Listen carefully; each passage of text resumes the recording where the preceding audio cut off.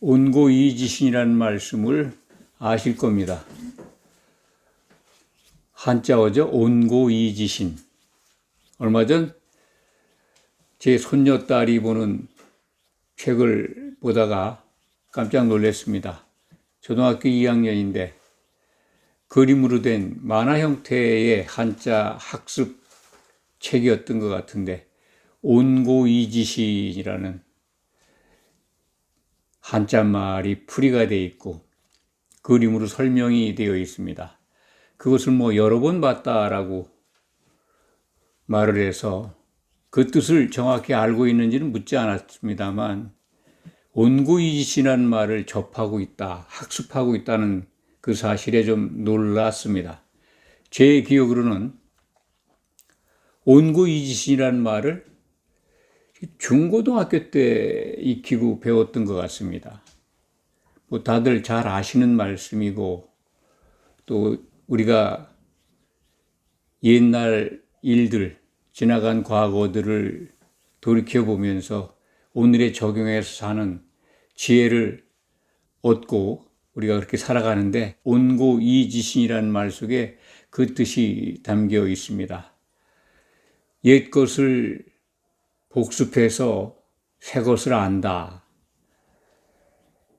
성경적으로 좀 접목을 하다 보면 구약 성경에 나타나 있는 하나님이 모형으로 그림자로 보여주신 예수님에 대한 말씀, 그것을 우리는 옛 것을 통해서 그것을 복습하거나 새김질하거나 익혀서 장차 있을 예수님이 다시 오실 때 일어나는 일들을 미리 알고 대비하는 지혜, 온고이지신이라는 말 속에서 찾을 수 있습니다. 옛 것을 새김질해서 새 것을 미리 알고 대비한다. 온고이지신. 그렇게 저는 해석하고 싶습니다. 원래 언어 그 자체로만 설명을 드린다면 옛 것을 따뜻하게 해서 따뜻하다는 뜻이죠. 옛 것을 따뜻하게 해서 지신, 새 것을 안다. 그런 뜻이죠. 그러니까 구약 성경에 기록되어 있는 여러 가지 스토리들이 많죠. 사건도 있고 스토리도 있고 많은 것들이 구약 성경에 역사적 사실들이 기록이 되어 있습니다. 또 선지자들을 통해서 하나님의 백성들에게 주신 말씀, 특히 이스라엘 백성들에게 참 패역한 백성들에 대한 하나님의 계속 이어지는 교훈의 말씀. 끝내 인간은 하나님의 말씀에 청종하지 않았습니다. 결국 그런 것들이 예수님이 오셔야 된다. 인자가 이 땅에 오셔서 피를 흘리셔야 한다라고 하는 것을 다 보여주고 있죠.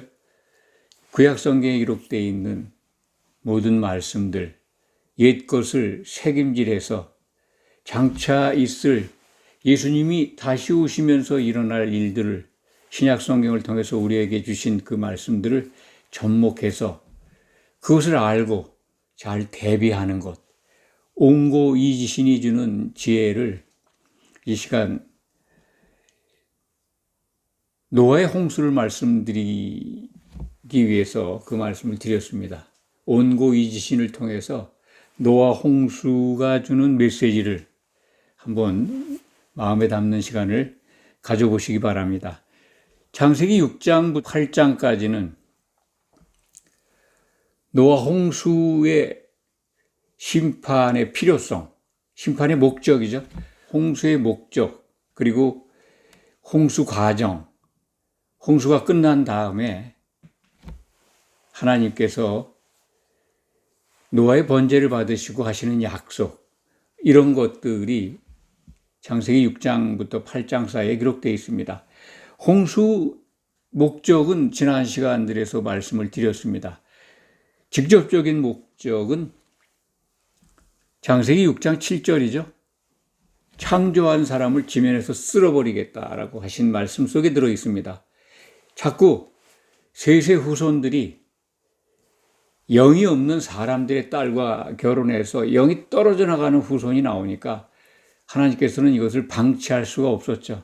그래서 그들을 지면에서 쓸어버리는데 방법은 땅을 저주하십니다. 땅을 저주한다는 것은 땅에 있는 호흡이 있는 모든 생물을 쓸어버리는 그런 내용을 담고 있습니다.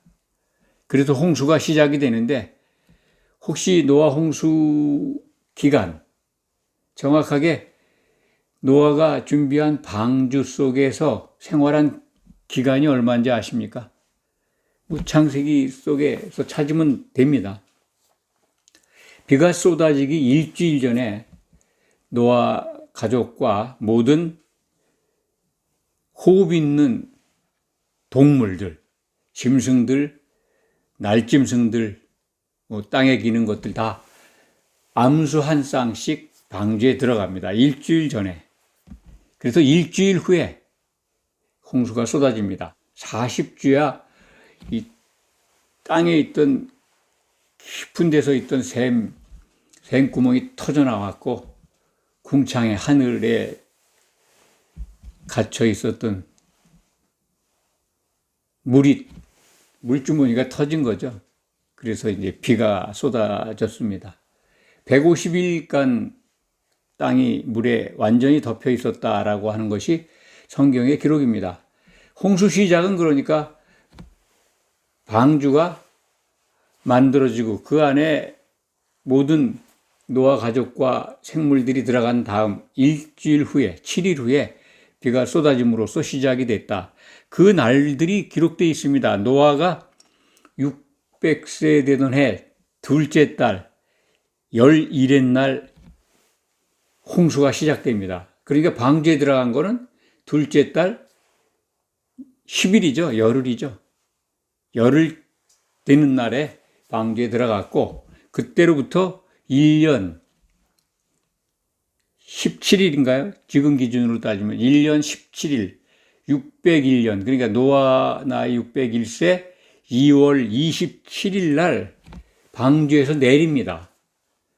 홍수는 비는 40주야만 쏟아지고 그쳤는데 어마어마한 물이 내렸기 때문에 150일 동안 덮여 있었고 그게 줄어드는 기간이 상당히 긴 기간이 됐죠. 그래서 다섯째 달 7월 달에 유대력입니다. 유대력 7월에 아라랏산에 이 방주가 배가 정박한다 그럴까요? 하여튼 땅에 닿은 거죠. 아라랏산에 그 정박을 하게 됐죠. 그리고 물이 계속 줄 때까지 기다렸다가 이제 하선을 하는데 다음해 2월 27일 유대력으로 그날 배에서 내립니다. 그러니까 홍수 기간은 1년 10일 동안 있었는데 노아 가족들은 일주일 먼저 들어갔기 때문에 1년 17일 기간 동안 방주에 있었다. 이렇게 계산하면 됩니다. 참고로 아시기 바랍니다. 그거 안 따지셔도 됩니다. 물이 넘친 기간이 그러니까 150일이었다. 내린 다음에 이제 하나님이 내리라고 명령을 하셨죠. 노아에게 이르셨죠. 나와라. 노아가 배에서 방주에서 내린 다음에 제일 먼저 한 일이 번제를 드렸습니다. 제단을 쌓았죠. 그것이 이제 8장 20절부터 기록이 되어 있습니다. 8장 20절부터 21절을 제가 한번 읽어드리겠습니다.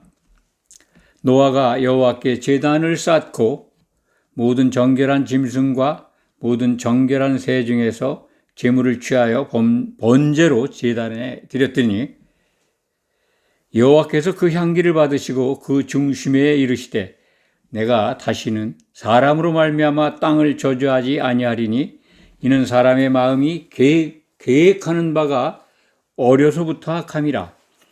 내가 전에 행한 것 같이 모든 생물을 다시 멸하지 아니하리라. 아멘. 노아 홍수는 심판이었습니다. 이 홍수로 심판하는 것, 다시는 하지 않겠다고 약속을 하십니다. 그런데 이 전제 조건이 있죠. 땅을 저주하지 않는다라고 하는데 땅이 있을 동안에라고 하는 22절 말씀 제가 읽지는 않았습니다만 땅이 있을 동안에는 사람들이 살 수 있는 지구의 공전과 자전이 이어지는 걸 약속하십니다. 땅이 있을 동안에는. 그러니까 땅이 없어지는 것을 우리는 여기서 힌트를 받는 거죠. 그래서 새 땅과 새 하늘과 새 땅이 나타나는 것, 그것이 이제 마지막 성경에 기록이 돼 있죠. 온고이지신을 기억하시기 바랍니다. 노아의 홍수는 무엇을 우리에게 일러주는 옛것을 책임질함으로써 장차 미래에 올 것을 알고 대비할 수 있을까? 지난 시간에 말씀을 드린 바가 있습니다. 노아 홍수 심판은 그리스도 심판의 모형이다. 예수님이 재림할 때 반드시 있게 되는 교회에 대한 심판이다. 왜 그러냐면 방주 그 자체가 성령 세례에 가득 성령으로 충만해 있는 교회를 상징한다고 말씀드렸습니다. 방주 안에 역청 발린 방주 안에 들어간 8사람은 살았습니다. 구원을 받았습니다. 그것을 베드로전서 3장 21절은 이게 바로 혼의 구원의 모형이다. 증표다. 표라고 말씀합니다. 혼의 구원의 증표다. 증거다 그러면 그것은 바로 곧 그리스도 심판 때에서 지혜로운 처녀로 발견된 사람들이 이루게 되는 구원입니다. 참 우리가 소망하는 바 온전한 구원이죠. 혼의 구원. 예수님의 몸으로 한 몸을 이룬 성도들이 이루는 구원입니다. 그러니까 노아 방주에서 구원받은 노아의 8식구가 성령 세례의 표라고 했으니까 방주 그 자체가 성령 충만한 교회입니다. 그 교회가 심판에서 살아남았죠. 노아 방주가. 그렇기 때문에 예수님이 다시 오실 때 일어나는 재림 때 있게 되는 그리스도의 심판의 모형이다. 이렇게 말씀을 드린 겁니다. 이 대목을 예수님이 직접 설명한 부분이 있습니다. 마태복음 24장 37절부터 39절에 인자의 재림 때의 상황을 설명하시면서 내가 다시 올 때 그때 땅의 상황이 노아의 때와 똑같다. 노아의 때와 똑같다는 거죠. 그런데 그 가운데 노아의 때면 정말 많은 사람들이 다 심판받아 죽는다는 거 아닙니까? 탈락한다는 거잖아요. 그런데 노아 방주에 들어간 사람들은 구원받는다. 그런 뜻이죠. 노아의 방주가 곧 성령 충만한 예수님의 피가 발린 교회 안에 들어온 성도들, 그들은 구원받는다는 거죠. 이것을 기억하시기 바랍니다. 노아 홍수 심판, 노아 때 일어난 홍수와 구원받은 방주, 그 스토리가, 그 역사가 옛날에 일어난 분명히 있었던 역사적 사실이지만 그것을 우리가 배우고 익혀서 늘 새김질해서 장차 있을 예수님 오실 때 일어나는 그 심판을 알고 잘 대비하자. 이런 뜻에서 온고이지신이라는 말을 마음에 받으시면 굉장히 유익할 거라고 생각을 합니다. 그래서 모두의 온고이지신이라는 한자어를 말씀을 드렸습니다. 오늘 말씀 중에 또 하나 중요한 것은 번제를 드렸는데 그것을 기쁘게 받아들이신 하나님. 제가 읽어드렸죠? 8장 20절에 이제 흠향하셨다. 향기를 맡으셨다라는 말씀이 나오죠. 번제를 드리는 건 이제 정결한 짐승을 이 피를 내서 제단에 뿌리고 태우는 거죠. 태우는데 그 태운 향을 하나님께서 흠양하시고 아주 기쁘게 만족스럽게 받으신 것처럼 우리는 그 문장을 읽을 수가 있습니다. 그런데 그 다음에 하신 말씀이 두 가지가 중요한 게 있습니다. 조금 전에 말씀드린 그 약속, 심판하지 않는다. 땅이 있을 동안에는 이제 다시는 사람들로 말미암아서 심판하지 않는다. 왜? 사람이 어려서부터 생각하는 것이 악하다 라고 하신 말씀입니다. 참 늘 인간은 생각하는 게 다 악한데 하나님의 뜻과는 안 맞는데 오늘 본문 말씀 보면은 창세기 8장 21절이죠. 사람의 마음이 계획하는 바가 어려서부터 악하다. 어려서부터 악하다. 이 뜻이 뭘까요? 어리다는 기준이 뭘까? 좀 생각을 해봤는데 히브리 말의 그 원문의 뜻이 모태에서 나온 다음에 모태에서 태어난 다음에 그런 뜻이라고 합니다. 그러니까 엄마 뱃속에 있을 때는 보호를 받지만 나오면 어려서부터 이제 태어나면 이제 몸을 가진 독립된 개체 아니에요? 어린아이가 나오면 그때부터 마귀에게 허락된 그 흙을 먹는 권한, 창세기 3장 14절에 종신토록 흙을 먹으리라 한 말씀 기억하실 겁니다. 그 흙이 바로 아담을 지은 원재료잖아요. 우리 몸이 다 흙으로 되어 있는 겁니다. 흙을 공격을 해요. 육체를 공격하는 권한을 에덴 동산의 옛뱀이 받았잖아요. 그게 바로 사탄, 마귀라고 말씀드렸습니다. 마귀가 사람이 태어나면 바로 공격을 해서 두려운 마음을 갖게 하고 그리고 악한 마음이 들어가게 하고 영이 죽은 상태에서 나옵니다. 영이 없어진 건 아닌데 아담 이후로부터 모든 사람은 아담에게 주신 영이 유전이 되지만은 기능이 정지되어 있다. 죽어 있다. 활동을 못 하는 거죠. 그런 상태에서 태어납니다. 태어나니까 영이 살아있으면 하나님과 직접 이게 접촉이 될 텐데 그런 상태도 아니고 마귀가 활개를 쳐가면서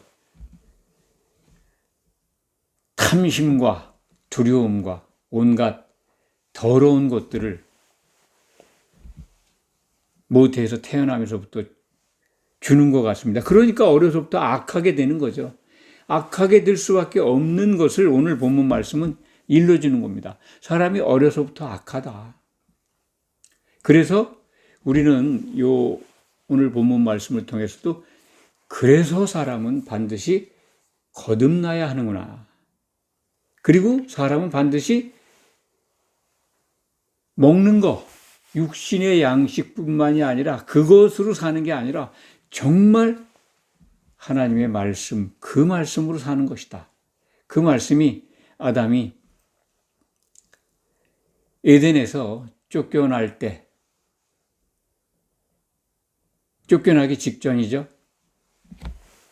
쭉 처분을 내리시고 그 말씀을 듣고 살았다 하죠. 하나님의 그 원시복음이라는 말씀, 다들 말하는데, 하나님께서 그 주신 말씀으로 살았다. 그것을 성경은 떡으로만 살 것이 아니라 하나님의 말씀으로 산다라고 하는 것을 그 아담이 그 한 말 속에서 인용해서 예수님도 증거하셨죠. 어려서부터 악한 인간, 그래서 우리는 거듭나야 됨을, 그리고 거듭난 사람들이 성령 세례, 성령에 잠겨서 피가 발린 노아의 방주 속에 들어가듯, 역청 발린 방주 속에 들어가듯 예수님의 피로 사신 교회에 흠이 없이 딱 붙어 있어야 된다. 그래야 온전한 구원을 이룬다 하는 것을 오늘 본문 말씀을 통해서 우리가 익힐 수가 있습니다. 옛 것을 배우고 익혀서 새로운 것을 알고 잘 대비하는 것. 이게 바로 온고이지신이 주는 지혜입니다. 성경에 접목해서 우리가 그것을 마음에 새김질한다면 매우 유익할 것 같습니다. 기도하겠습니다.